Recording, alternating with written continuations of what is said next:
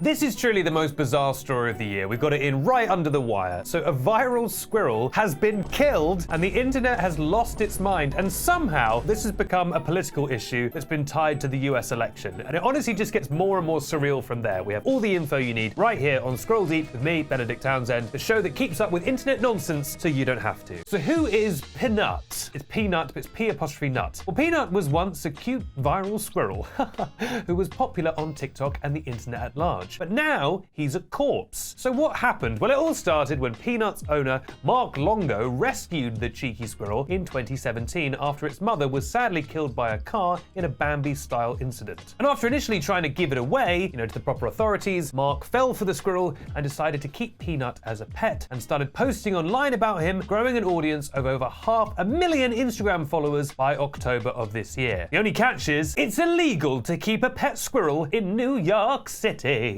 New York City. The most devious squirrel in New York City. Which meant the New York State Department of Environmental Conservation, the classic NYSD OEC, came to the home, and in the process of evaluating the squirrel, apparently one of the personnel was bitten by Peanut, and then Peanut was seized. I hope this is... Oh no! Along with a raccoon that they apparently also had. What kind of a strange household is this? I bet it smelled great. Both animals were seized, and then they were tested for rabies, in the classic way of testing for rabies, which is to kill them and then look and see if there's any rabies in the body. So RIP Peanut, RIP other raccoon. And this is where things took a very weird turn, because initially you just had the quite sad killing of a viral squirrel, which is quite sad, but somehow, instantly, Peanut became a huge MAGA right-wing talking point, where all of Trump's fans and even Elon Musk, that absolute piece of work, they all became completely obsessed with this squirrel and started saying that it had something to do with the election. And listen, I am one of the most terminally online people there is, and I also very lamely am into US politics. I could not begin to tell you what this squirrel has to do with the election. I guess it's because Democrats are currently in government, and New York is a somewhat left-leaning state. I hope this is... Oh no! But it's not like the squirrel wouldn't have been killed in 2020 when Trump was president. They just have rules about animals. It's got nothing to do with Joe Biden. But nevertheless, in the final days of the 2024 presidential campaign, when they should have been focusing on getting votes, the Trump fans were all posting obsessively about this squirrel and making endless bizarre AI images of this squirrel and blaming it on Biden somehow. Folks, the squirrel. No joke. They're killing the squirrel. My name is Kamala Harris. We're not killing the squirrel. My name is J.D. Vance, and the squirrel, is being killed. Just to emphasize, even the most extremely online people who live all their life on X, the everything app, I hope this is...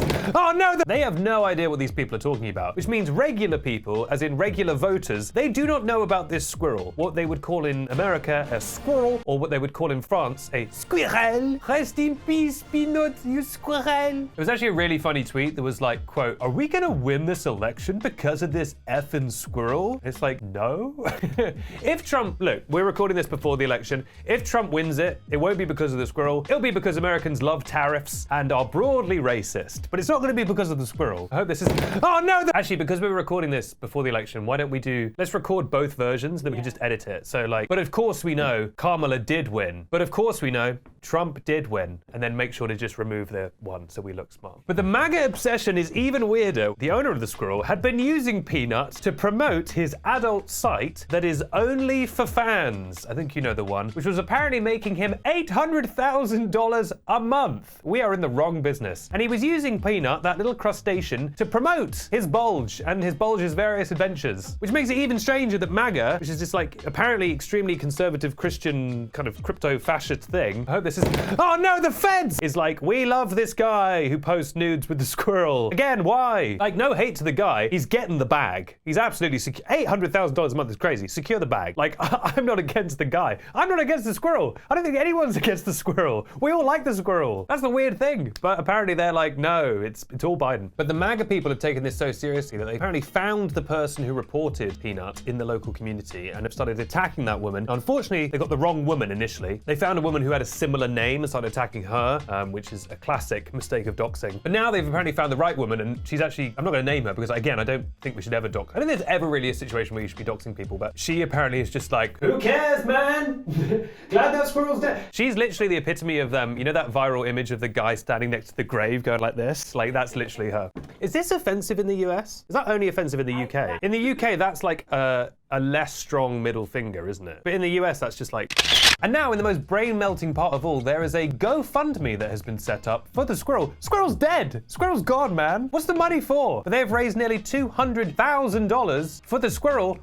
Well, the funniest thing about America is that they are so against any kind of like what they would call socialized program, right? They're like, we can't have universal healthcare. We can't have a system where everyone pitches in money to pay for something. But what we will do is constantly set up GoFundMes. It's the same thing, man. You're all just putting money towards it. It's the exact same thing. I don't really know what this money is for. We all know that Mr. Peanut is making $800,000 a month getting his peanut out. I don't think he needs the money. I don't think it costs $200,000 to replace a squirrel. Also, you can't replace it because it's illegal in the first place. What is this money for? I should note, by the way, that these aren't just a couple of crackpots who like kidnapping wild animals. Like they're into their animals. They've got like what they call like a little mini farm. The guy was trying to apply for some kind of legal license to have the squirrel before the squirrel was taken or while the squirrel was taken. So look, I'm making jokes about it. It is sad to lose a beloved pet. I hope this is...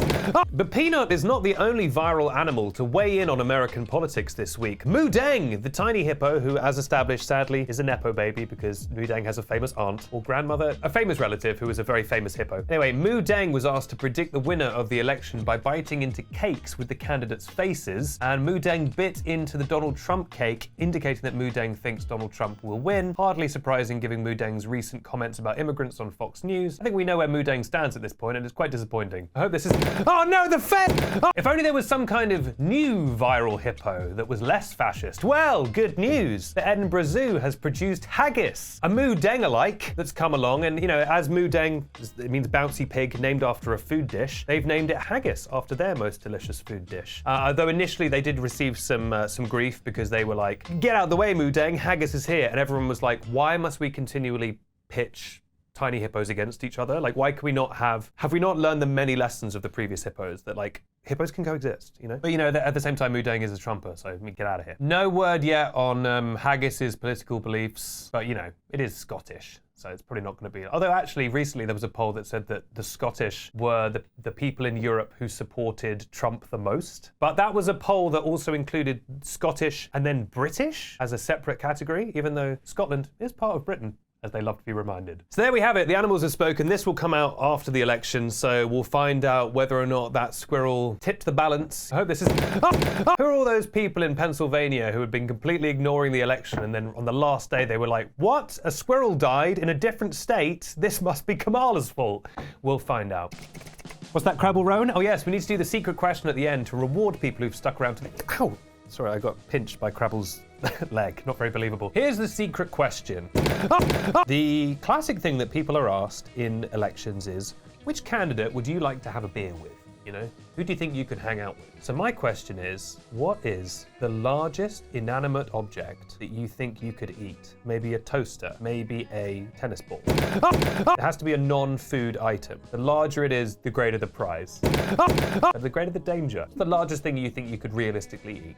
And I don't want people to, oh, a car. I don't think you could eat a car. No offense to you. Like, I think I could probably eat, I could eat a tennis ball. Maybe I could eat a football. Once you take the air out. Let me know in the comments down below. And of course, the people who didn't make it all the way this far, they won't know what these comments mean because they're chumps and, frankly, quitters. I'm just glad that I'm here with Crabble Rowan, the crab that I picked up off the street. Oh, is there someone here? Hello? I hope this is... Oh no, the feds! The feds have got Crabble Rowan! It's because they think she has crabs. This is terrible. What's going to happen to Crabble Rowan? You'll have to find out next time on Scroll Deep.